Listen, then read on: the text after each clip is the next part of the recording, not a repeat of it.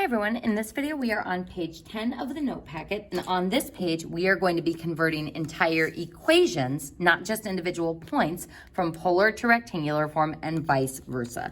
So those are those conversion factors that we are going to need in order to be able to convert these equations. Now I will say that this section is significantly harder than just converting straight up points, and it all depends on the given trig functions you have, what variables you have in the equation. So in addition to walking through the process, I'm also going to walk you through the thought process to kind of help you compartmentalize how to recognize what you have in the problem and what you need and which conversion factor would be best to use. Another reminder, x is not just equal to cosine, it's equal to r cosine, and same with y, it is equal to r sine. One kind of helpful piece of advice in this section is we want to avoid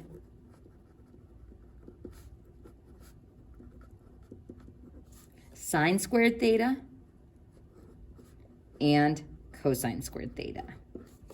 If you're like, but why though, Mrs. Cairo? Sine squared theta and cosine squared theta worked pretty well for us when we were using Pythagorean identities back in the last unit, but having sine squared and cosine squared is going to make converting a little bit trickier here. So notice that we don't have any conversion factors for sine squared and cosine squared, only cosine and sine. So that's one of the reasons why we want to avoid those.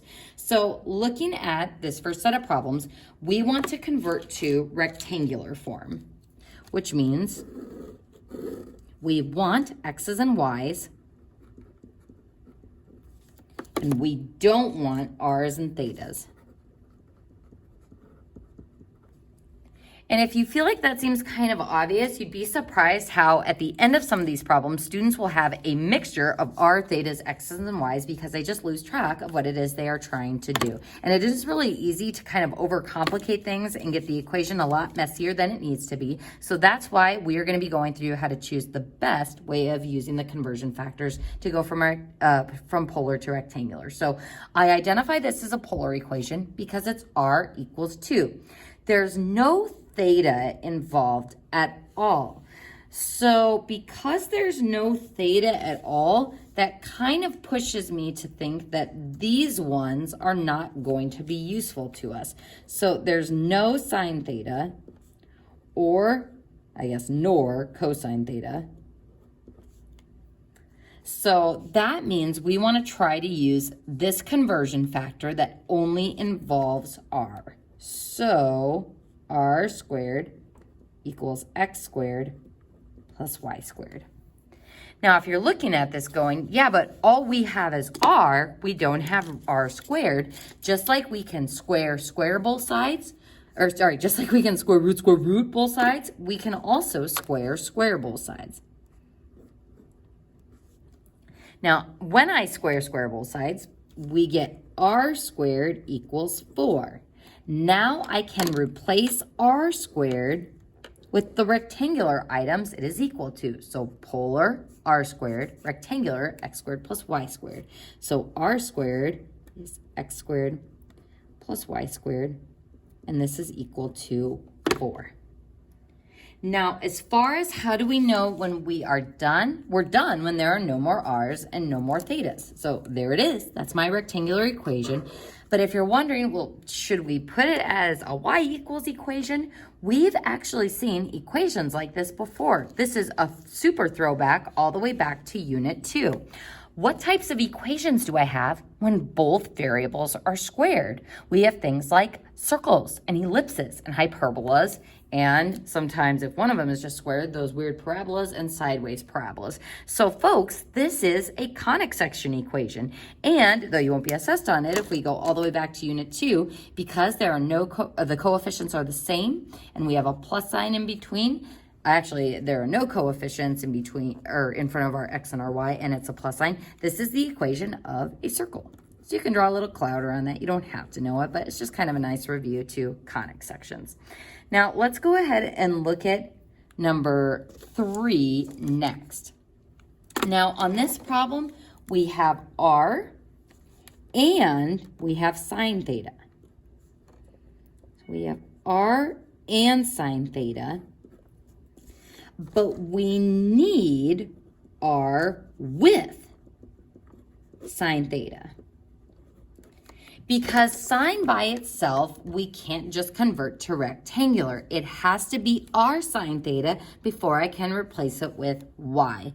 So sometimes students will look at this and go, well, I'll just divide both sides by r. Folks, if I divide both sides by r, we have sine theta over r, which is not the same as r sine theta. So how can I put an r with sine theta so that I can replace it with y without relying on this r on the other side? If I square both sides, that gives me r squared, but then sine squared. So we're going to do something a little bit strange here. We're actually going to multiply both sides by r. This turns this into r squared, which is more useful for converting. And this gives us r sine theta, which is also easier to convert to rectangular. So r squared is x squared plus y squared. And now r sine theta is equal to y.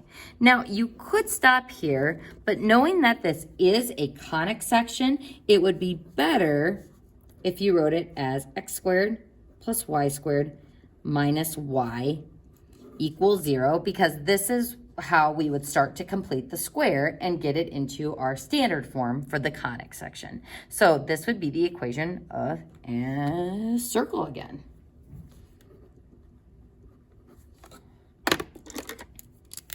So I'm not going to make you complete the square on this problem, but putting all your variables on the left side is going to be your best bet, or what will closely match the answer key, although this would be an acceptable answer as well. So let's go ahead and see what we can do with number 2. On number 2, we have r equals 4 secant theta. Now on this problem, we don't have any conversion factors involving secant, so the very first thing I would do is put this in terms of sine and cosine. Now secant is 1 over cosine theta. So this is r equals 4 over cosine theta. Now we have r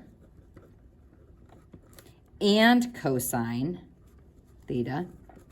We want, or we need, r with cosine theta. Oh, extra c in there. So we have both of them in the expression, but in order for me to replace cosine, it has to be r cosine theta. Now, before you go, I'm going to do the same thing I did on the last one and introduce an r by multiplying both sides by r. Is there a way I can get this r that we already have and that cosine together? We can, folks. If I multiply both sides by cosine theta, so essentially leveling off the fraction, that moves cosine theta to the other side and puts it together with r. So now I have, I'm going to just rewrite this, cosine theta r, or r cosine theta, equals 4. So now r cosine theta is equal to x. So x equals 4 is our equation. Hey, a vertical line. So looking at the next problem, we have r squared and we have sine of 2 theta. Uh-oh, it's the double angle. And what do we do anytime we see a double angle, especially when we're proving or solving or converting? We are instantly going to replace it. So what we have here is r squared and sine theta.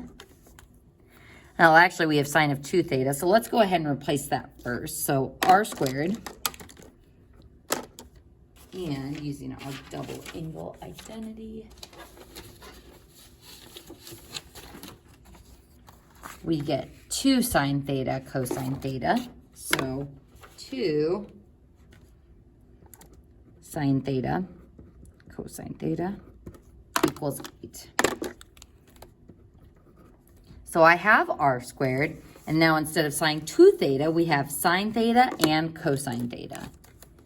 And the other reason why we need to replace that double angle is I don't have any double angle stuff up in these conversion factors. It's always in terms of cosine theta and sine theta, not cosine 2 theta, sine 2 theta. So we have r squared, and we have sine theta and cosine theta. And what we need is r with both the sine and the cosine. So we need r with both. So, folks, is there a way I can get this r to be with both that sine and cosine? It seems a little bit weird, but what we can do is we can write r squared as r times 2 times sine theta times cosine theta. All of that stuff on the left side is joined by multiplication. And since multiplication is commutative, we can shuffle this stuff around. So I'm going to put the 2 out in front, and then I'm going to put this r with the sine theta, and this r with the cosine theta. And once I have those r's together with those trig functions, we can use our conversion factors that x is our cosine theta and y is our sine theta. So 2 times y times x equals 8. Now, as far as simplifying goes, I would probably get your constants on one side, so dividing by 2, and xy is equal to 4. And that's as far as we can take it. So how do we know when we are done? We will have no more r's and thetas, and everything will be in terms of x and y. And in the next video, we'll be going in the opposite direction, going from rectangular to polar equations.